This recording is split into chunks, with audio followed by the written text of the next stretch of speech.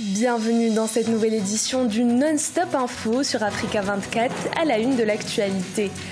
Grand dialogue national au Cameroun, le Premier ministre Joseph John Ngouté poursuit les consultations. Dernier acteur en date, le patronat camerounais qui a formulé des recommandations.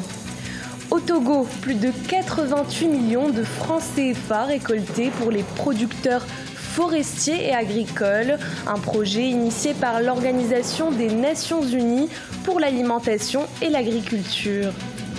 Et enfin, le taux de chômage qui s'accentue au Tchad et qui touche principalement les jeunes. Des initiatives ont été prises pour contrer ce fléau et préparer les jeunes à la réalité du marché du travail.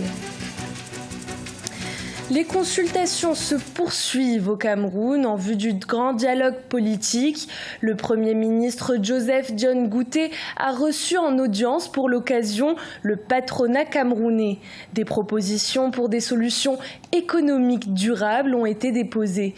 Une initiative qui rentre dans le cadre du retour à la paix, notamment dans les régions anglophones du pays. Les précisions avec Thierry Ndassa.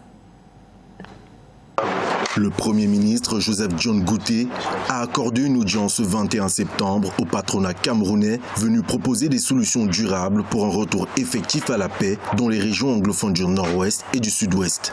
Constitué notamment du groupement interpatronal du Cameroun, le GICAM, et du mouvement des entrepreneurs du Cameroun, le MECAM, les patrons camerounais ont assuré au chef du gouvernement toute leur disponibilité pour une reprise sereine du climat des affaires au Cameroun. Nous devons donc saisir cette opportunité en faisant taire nos égos, nos susceptibilités et que seul prévalent en ce moment le réalisme, le pragmatisme et que l'intérêt supérieur du Cameroun puisse être à l'œuvre. Le mouvement des entrepreneurs du Cameroun a ainsi proposé au Premier ministre une approche visant à traiter en priorité les causes qui ont conduit, selon eux, à l'enlisement de la crise.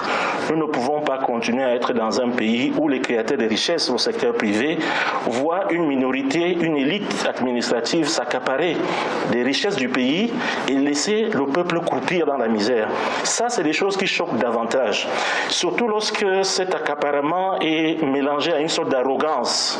Il est important que nous repartions vers un pays où ceux qui sont dans des positions d'autorité apprennent à travailler pour servir, et nous avons fait des propositions dans ce sens au Premier ministre du gouvernement. Pour rappel, le gouvernement proclamait le 2 septembre 2019 un décret portant reconnaissance du statut de zone économiquement sinistrée dans 3 régions du pays, parmi lesquelles la région du Sud-Ouest. Un accord de paix ineffectif, c'est le constat sans appel des organisations internationales sur la situation au Mali.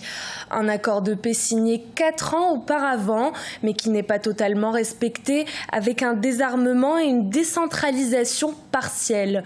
Conséquence, une montée en puissance des attaques au nord et au centre du pays. Reportage de notre correspondant Mokhtar Bari. Suite au report de la réunion du comité de suivi des accords devant se tenir à Kidal, plusieurs voix s'étaient élevées pour manifester leur inquiétude par rapport au processus de paix des accords d'Alger. C'est pour clarifier la position du gouvernement, mais aussi faire le point du dernier sommet de la CEDEAO à Ouagadougou. Le chef de la diplomatie malienne a rencontré les ambassadeurs africains en poste à Bamako. Le report du CSA prévu à Kidal n'est pas synonyme de l'implosion de l'accord. Il n'est pas synonyme du déraillement du processus. Loin s'en faut. Notre détermination est grande et nous maintenons les contacts avec les uns et les autres. Tout en exhortant le Mali à poursuivre les efforts de paix dans le pays, les diplomates africains ont salué la démarche du ministre des Affaires étrangères. C'était l'occasion pour nous de réitérer notre soutien constant au Mali en tant que pays africain, notre accompagnement et notre solidarité agissante. Donc la sécurité du Mali fait partie intégrante de notre sécurité à nous tous dans l'ensemble de la sous-région. Le chef de la diplomatie malienne a exhorté les diplomates à soutenir le Mali, mais surtout de porter la voix du Mali auprès des peuples frères d'Afrique. Aussi, les diplomates ont souhaité que de telles rencontres soient initiées de façon périodique. L'Organisation des Nations Unies pour l'alimentation et l'agriculture mobilise plus de 88 millions de francs CFA, une initiative en faveur des producteurs forestiers et agricoles du Togo. Ce financement vise à renforcer les capacités de 12 organisations dans les régions centrales, des plateaux et maritimes. Un sujet d'Amenedji. 12 organisations de producteurs forestiers et agricoles togolais ont bénéficié d'un soutien financier de la FAO, Organisation des Nations Unies pour l'alimentation et l'agriculture, à hauteur de 88 millions de francs CFA. Par ce canal, la FAO veut encourager le développement du secteur agricole et forestier en misant sur le renforcement des capacités et l'amélioration de leurs moyens d'existence. La première chose, c'est de régler les problèmes fonciers des agriculteurs. La deuxième chose, c'est la question même de la mécanisation de l'agriculture. L'agriculture togolaise, même si les efforts sont faits, demeure une agriculture qui est rudimentaire. Il faut aller vers une agriculture qui est extensive. Ce financement s'inscrit dans le cadre de la mise en œuvre du mécanisme forêt et paysan de la FAO, dont la phase 2 a été lancée en avril 2019 dans le pays. À cet effet, les fonds ont été répartis entre 5 différents acteurs locaux, dont la Direction régionale de l'environnement, du développement durable et de la protection de la nature des plateaux et la centrale des producteurs de céréales du Togo. Disons que l'agriculture togolaise contribue à 40% du PIB de l'économie togolaise et emploie près de 60% de la population togolaise. Aujourd'hui, cette agriculture-là ne bénéficie pas assez de microcrédits qui puissent permettre aux agriculteurs d'avoir accès aux intrants et à l'équipement qu'il faut pour développer l'agriculture. Le secteur agricole togolais bénéficie d'énormes investissements de la part des partenaires au développement, surtout en milieu rural. Le pays s'est engagé à restaurer 1,4 million d'hectares d'ici 2030 pour favoriser une amélioration des conditions de vie des communautés rurales. Le Sénégal et le Fonds international de développement agricole s'attaquent à la question de la création d'emplois destinés aux jeunes dans les milieux ruraux, les premiers touchés par le chômage. Pour ce faire, un projet de 93 millions de dollars devrait prochainement être lancé en faveur de 150 000 jeunes entrepreneurs agricoles. Victoria Sedji.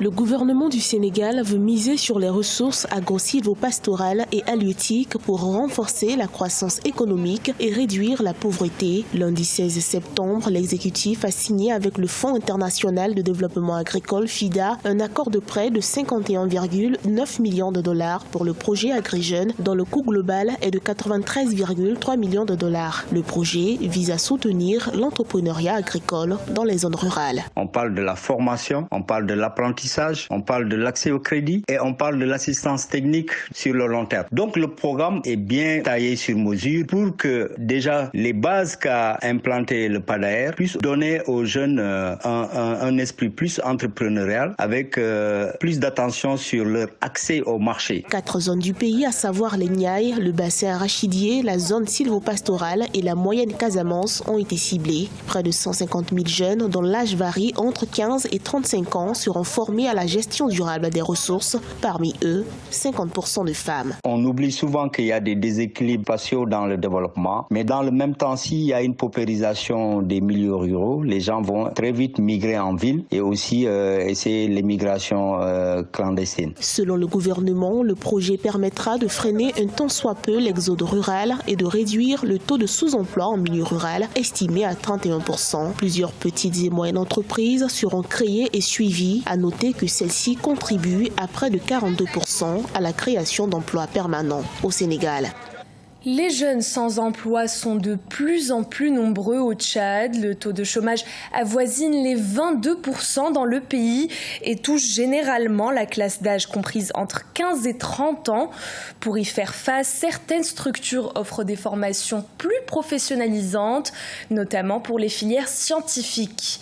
Le but, préparer les jeunes à la réalité du marché du travail. Reportage de Mahamad Ramadan, commenté par Viviane Baoken.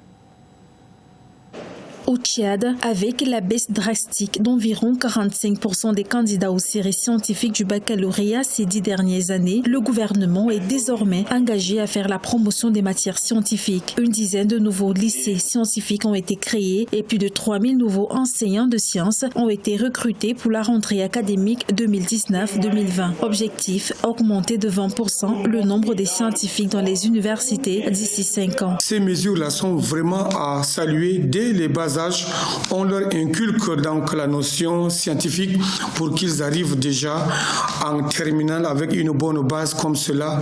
Ils pourront répondre franchement aux besoins de notre pays. Cette décision des autorités fait suite à un rapport parlementaire sur le système de l'éducation au Tchad qui a recommandé la promotion des sciences dès l'école primaire jusqu'au secondaire. Si le syndicat des enseignants a salué l'initiative, il déplore tout de même le fait que souvent ces réformes sont rarement accompagnées des moyens didactiques nécessaires. Mais il va falloir doter de ces établissements scientifiques-là des laboratoires qui permettent donc aux élèves de faire des expériences, de faire des études pratiques. Pour rappel, au dernier baccalauréat de la section de juin 2019, les candidats des séries littéraires sont estimés à plus de 80% de l'effectif total, tandis que ceux des séries scientifiques, toutes catégories confondues, sont estimés à moins de 20%. On vous emmène à présent en Afrique du Sud à la rencontre de Moussa Mota, un jeune danseur au talent hors norme, un artiste qui sort de l'ordinaire. Une belle leçon de vie car Moussa Mota a dû surmonter son handicap pour pouvoir vivre pleinement sa passion. Aïssatou Diamanka Besland. Moussa Mota danse avec les stars et sur une seule jambe. C'est à l'âge de 11 ans qu'il a perdu le combat contre le cancer. Amputé d'une jambe, celui qui se rêvait footballeur va rejoindre les podiums pour danser. C'est au théâtre Vuyani Dance de Johannesburg, la capitale sud-africaine, où Moussa Mota se produit tous les soirs. Il interprète le rôle principal dans la pièce Sion, Requiem du Boléro de Ravel, une pièce conçue durant la période de transition démocratique en Afrique du Sud. C'était l'amour de la musique qui m'a fait aimer la danse. Avant, j'étais d'abord un DJ et j'écoutais beaucoup de la musique et je dansais. Mes amis me demandaient comment je faisais. J'ai ensuite pris tout cela au sérieux et j'ai commencé à vraiment m'investir dans la danse. Mon seul défi, c'est comment réussir les chorégraphies. Pour un corps normal, ça lui prend 5 secondes pour les maîtriser. Pour moi, cela peut me prendre 10 secondes. C'est là la seule différence. Moussa Mota aime le Ushibuja, une danse de rue locale, le hip-hop et la danse contemporaine. Quand il ne danse pas, il est conférencier motivateur. Il incite les personnes handicapées à explorer différentes disciplines et à éliminer les préjugés sociaux. La chose la plus frappante, quand vous le regardez danser, vous ne pouvez même pas dire qu'il porte des béquilles. Quand vous le remarquez enfin, vous vous dites que non, c'est pas possible. Et vous êtes stupéfait.